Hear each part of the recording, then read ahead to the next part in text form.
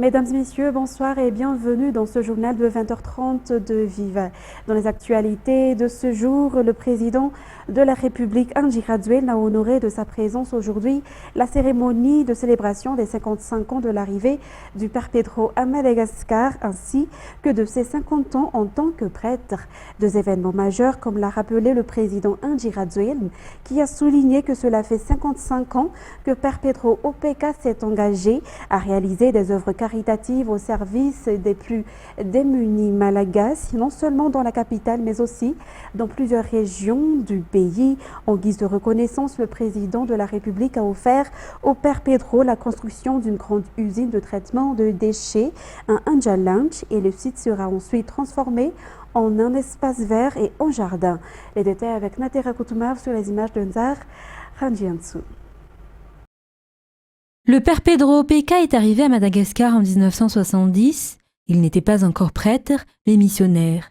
C'est en 1975 qu'il a été ordonné prêtre à Buenos Aires et a choisi de revenir à Madagascar après avoir constaté la profonde pauvreté de la population. Depuis lors, il s'est engagé à aider les plus démunis, leur offrant du travail ainsi qu'une éducation pour les enfants. En 1989, il a fondé Akamasu. 55 ans après son arrivée à Madagascar, il a réussi à bâtir une grande cité, de nombreuses infrastructures, plus de 4000 maisons et surtout à venir en aide à plus de 30 000 familles. Le président de la République, Andry Rajoelina, a rappelé aujourd'hui que l'engagement du Père Pedro OPK envers les Malagasy est exemplaire et constitue un véritable héritage pour Madagascar, et cela bien au-delà de la capitale.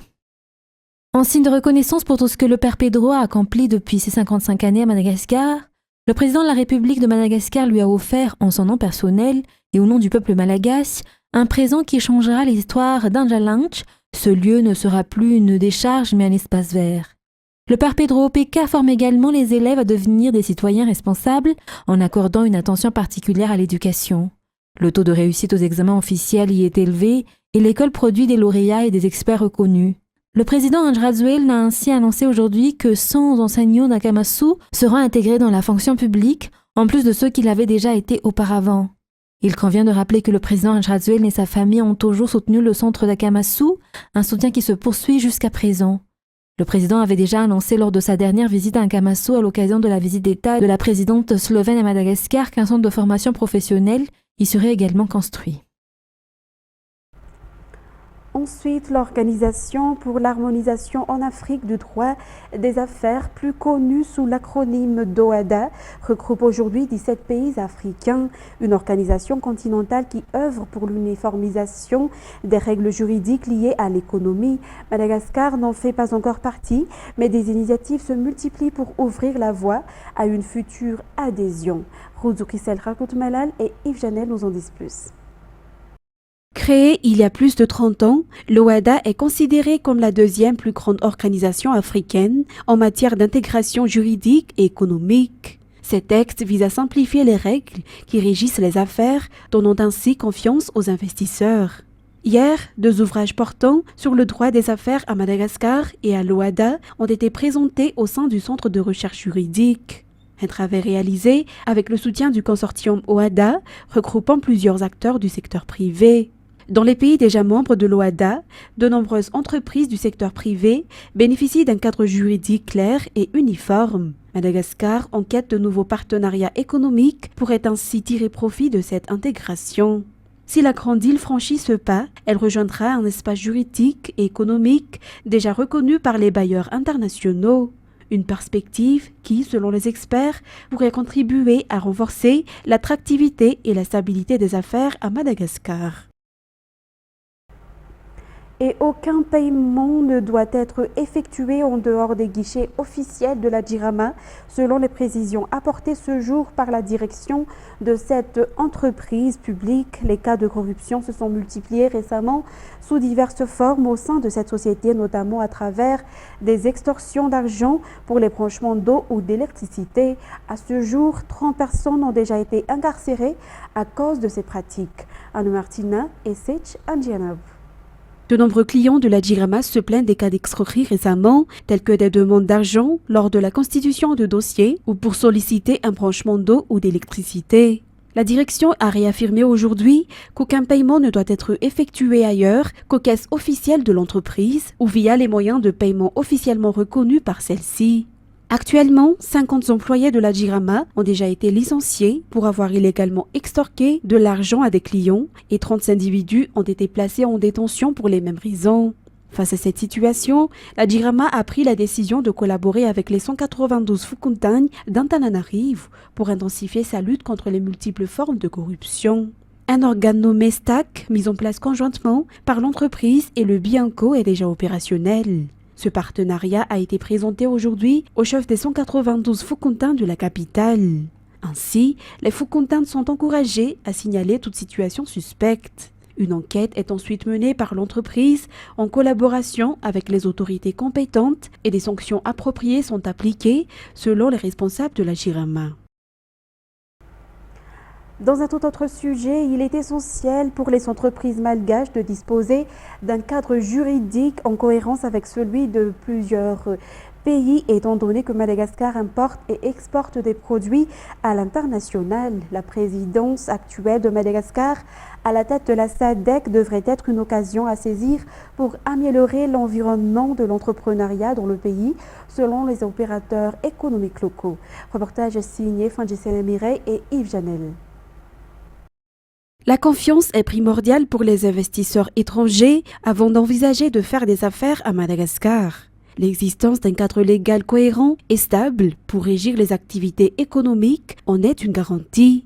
Ce cadre juridique joue également un rôle important dans les échanges internationaux, affirment les opérateurs économiques locaux. La majorité des matières premières utilisées dans les produits exportés vers l'Europe et la Chine provient d'Afrique. Le droit des affaires est donc crucial car il représente l'ensemble des règles qui encadrent les relations commerciales. À noter que 80 à 85% des entreprises à Madagascar sont des petites et moyennes entreprises. L'enseignement technique et la formation professionnelle entrent désormais dans l'ère de la digitalisation, comme on annoncé aujourd'hui à nous, une étape majeure vers le progrès visant à faciliter la transmission des savoirs et compétences aux futurs techniciens. Pour Madagascar, qui a un besoin croissant de techniciens qualifiés, cette digitalisation contribuera grandement à l'efficacité de la formation professionnelle. Reportage sur les images de Anzar Razonorville. Madagascar fait face à un déficit de 40 000 techniciens digitaux d'ici 2028. L'ambition est donc d'y répondre en formant 6 000 techniciens par an pendant 3 ans, d'après la ministre de l'Enseignement technique et de la formation professionnelle. Le pays ne peut plus se passer du numérique à l'heure actuelle, et c'est justement pour cette raison que le TFP s'oriente vers la digitalisation. Cela afin de faciliter l'enseignement et la formation. Ainsi, la stratégie se décline en 20 projets et 87 activités suivies de 75 indicateurs de résultats. Cela va de la création de filières numériques dans nos établissements à la mise en place d'outils digitaux pour la gestion des examens jusqu'au développement de plateformes d'e-learning accessibles partout. 3 axes structurent la stratégie, notamment le renforcement des compétences numériques des apprenants, formateurs et encadrants pour améliorer l'employabilité, la digitalisation de la gouvernance de l'ETPF pour plus de transparence, de qualité et de pilotage par les données, ainsi que la promotion de l'inclusion digitale pour réduire la fracture numérique, notamment entre zones urbaines et rurales, et pour donner plus d'opportunités aux jeunes femmes et aux groupes vulnérables. Aujourd'hui s'est tenue à Nous la validation nationale de la stratégie de digitalisation du système de l'enseignement technique et de la formation professionnelle. Les richesses marines de Madagascar, telles que les tortues marines et les algues endémiques, font face à de nombreuses menaces actuellement. Il est donc nécessaire de renforcer la législation en vigueur pour assurer une meilleure protection des zones marines du pays, comme l'a souligné aujourd'hui le ministre de l'Environnement et du Développement durable. Dans cette optique, Madagascar s'engage à renforcer la législation relative à la protection des tortues marines et des algues à travers un nouveau projet baptisé Arufin, présenté officiellement ce jour à un aussi. Reportage de Anne Martina et Sechan Gianabou. Les zones maritimes de Madagascar abritent 5 des 8 principales routes migratoires et zones d'habitat des tortues marines dans le monde. Cependant, les dernières données indiquent une diminution significative de leur population à Madagascar. Cette baisse est due à plusieurs pressions, notamment la pêche illégale, la pollution marine et les effets du changement climatique. Il en va de même pour les algues, essentielles à la sécurité alimentaire et à l'élevage marin, et qui comptent à Madagascar des espèces uniques au monde. Leur protection devient donc une priorité, comme l'a affirmé aujourd'hui le ministre de l'Environnement et du Développement durable dans le cadre du projet Arufan. Ce projet prévoit notamment l'amélioration du cadre juridique en matière de protection des tortues marines et des algues. L'un des objectifs majeurs du projet est la création de nouvelles aires marines protégées et 2 zones prioritaires ont été identifiées, notamment le nord et le nord-ouest de l'île qui abritent une biodiversité marine exceptionnelle et constituent des lieux de passage et de ponte pour les tortues marines. Arufan, acronyme de Approche intégrée pour la protection des tortues marines et des algues dans les régions nord et nord-ouest de Madagascar, est un projet soutenu par le Fonds pour l'environnement mondial en collaboration avec le Programme des Nations Unies pour l'environnement et mis en œuvre par le ministère de l'Environnement et du Développement durable. Le projet s'étendra sur une durée de 5 ans selon les précisions. Ensuite, un bureau de subdivision foncière intermédiaire est désormais implanté dans la commune d'Ambouy-Jabib, district d'Avaradjan.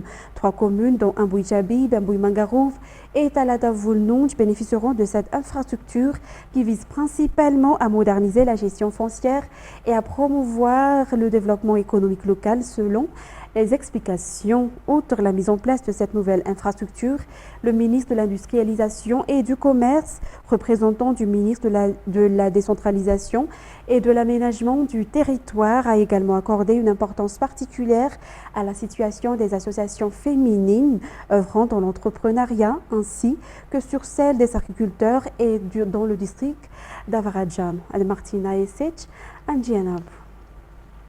L'agriculture, l'élevage, la valorisation du capital humain et surtout la question foncière constituent des piliers importants du développement industriel, a déclaré le ministre de l'Industrialisation et du Commerce lors de l'inauguration du BSFI au bureau de subdivision foncière intermédiaire à Ambouy-Jabib dans le district d'Avaradjan.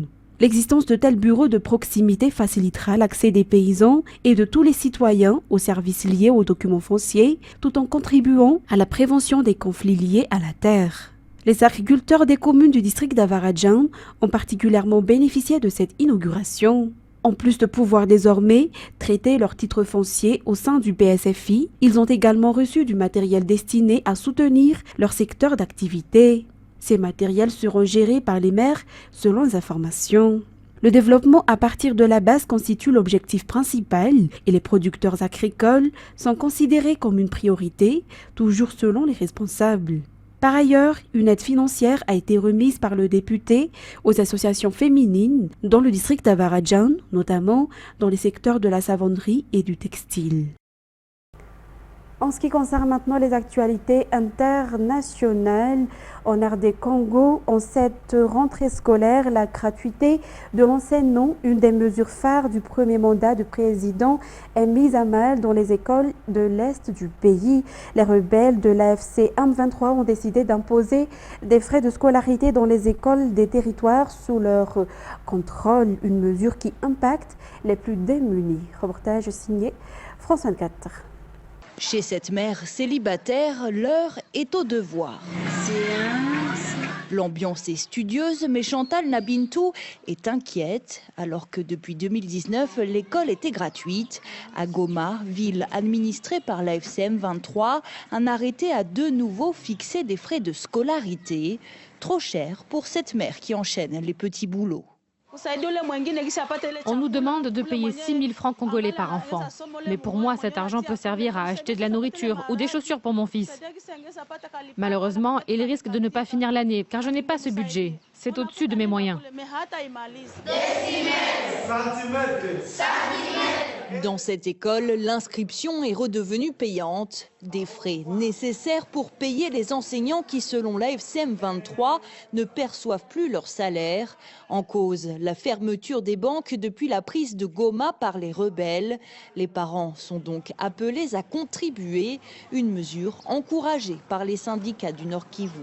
C'est vraiment une mesure d'accompagnement qui soulage tant soit peu pour que l'enseignant qui œuvre dans des écoles primaires publiques, cet agent qui travaille dans les bureaux gestionnaires, se retrouve aussi avec une petite prime. À Kinshasa, cette mesure ne passe pas. Les autorités disent avoir pris des dispositions pour payer les enseignants. La gratuité dans les écoles est l'une des mesures phares du président Tshisekedi.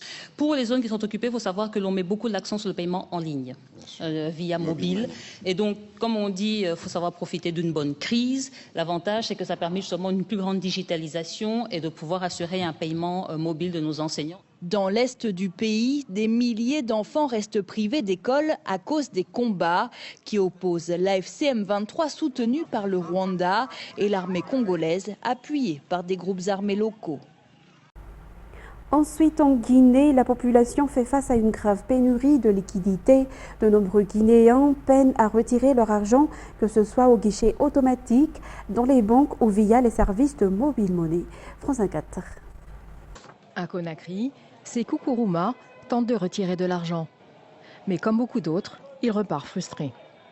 Je viens d'effectuer une transaction sur mon compte, mais j'ai rencontré des difficultés parce que le montant réel que je voulais sortir, je ne l'ai pas eu. Donc il y a ces difficultés vraiment qui sont vraiment une grande préoccupation actuellement pour la population et pour les clients, les banques. Les services de transfert mobile, comme Orange Money, ne sont pas épargnés. Les cambistes, eux aussi, voient leur activité paralysée. Pour le gouvernement, la crise n'est pas économique, mais psychologique. La crise de liquidité à laquelle nous faisons face aujourd'hui, ce n'est pas une crise économique. C'est une forme d'inquiétude. Ça veut dire quoi? Ça veut dire qu'on a plus d'argent gardé dans nos portefeuilles ou dans nos coffres-forts ou dans nos domiciles à la maison qu'on a dans les banques. Mais pour les analystes, la pénurie trouve ses causes ailleurs. Il y a eu des dépenses extra-budgétaires, donc non justifiées, qui n'existaient pas au niveau de la loi de finances. Et ils ont puisé au niveau des réserves de ces banques primaires. Ça a affecté les banques. Ce qui fait que maintenant, quand les banques primaires vont pour des retraits, ils ne parviennent pas à avoir accès à leur retrait au niveau de la Banque centrale. Notre État doit accepter la discipline financière. Fin août, la Banque centrale a injecté de nouveaux billets dans le circuit, sans grand effet. À quelques jours du scrutin du 21 septembre, le climat économique reste tendu. Et en Colombie, après la sentence prononcée mardi contre d'ex-chefs de guérilla, le tribunal chargé de juger les crimes commis durant plus de 60 ans de conflit armé en Colombie a condamné jeudi pour la première fois des ex-militaires. 12 anciens membres des forces armées, dont 2 ex-colonels, ont été reconnus coupables de 135 homicides et disparitions forcées de civils entre 2002 et 2005 et présentés comme des guerrieros tués au combat. France 24. Retour devant les caméras pour la juridiction spéciale pour la paix.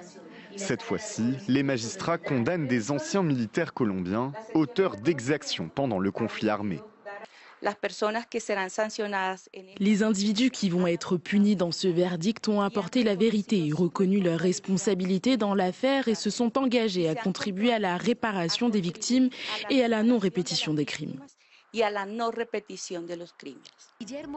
12 ex-soldats, dont 2 colonels, sont reconnus coupables. Comme les guérilleros 2 jours avant eux, ils écopent de peines alternatives à la prison, conformément à l'accord de paix signé en 2016. En liberté surveillée, ils devront, pendant 8 ans, faire des travaux d'intérêt général en mémoire de leurs victimes. Dans les années 2000, des milliers de jeunes civils ont ainsi été tués par des militaires. Le but, les présenter comme des guérilleros morts au combat afin d'obtenir des jours de congé ou des décorations. Une pratique connue sous le nom de faux positifs pour laquelle l'armée a présenté des excuses en 2023.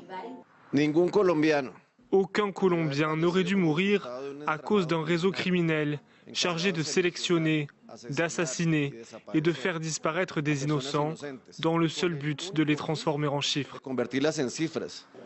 Mardi, l'annonce de peines similaires contre d'anciens chefs des FARC pour des milliers d'enlèvements avait suscité l'indignation de certaines victimes, notamment la franco-colombienne Ingrid Betancourt, séquestrée par la guérilla pendant 6 ans qui juge ces sanctions trop légères. Et c'est avec ce reportage que nous terminons cette édition d'aujourd'hui. Et tout de suite après, vous allez suivre l'émission Data avec Jean-Claude Ndjiamel. Je vous donne rendez-vous demain pour de nouvelles actualités. Au revoir à tous.